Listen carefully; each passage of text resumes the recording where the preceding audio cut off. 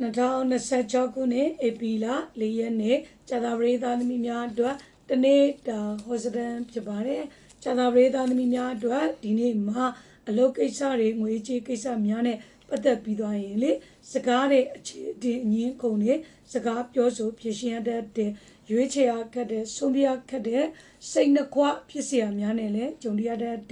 ကျမ်းမာရေးဟာဒီနေ့မှာကောင်းနေတော်လဲတတိထားနော်လက်မှာထိမိခံမိတတ်တဲ့ထိကိုက်တန်ရာရတတ်တဲ့အခြေရေးမှာတော့အေဂျင့်တရားပြီးတော့အဆင်ပြေအောင်မြင်နေနော်အိမ်တော်ရေးမှာတော့ဒီနေ့မှာအမျိုးသမီးတဦးကြောင့်တယောက်ကြောင့်အိမ်တော်ရေးနဲ့ပတ်သက်ပြီးသွားရင်စိတ်ရှုပ်ဆင်းရဲစရာများနဲ့ကြုံရတဲ့အကျိုးပေးတဲ့ကဏ္ဍကတော့9နဲ့9ဖြစ်ပြီးတော့အကျိုးပေးတဲ့အကြောင်းမှာအပြာဖြော့ဖြော့အကြောင်းပဲဖြစ်ပါတယ်ရတရားအနေနဲ့မိမိအိမ်ရှိပြားမှာပဲပေါက်စီကလူပေးရမှာဖြစ်ပါတယ်ရှင်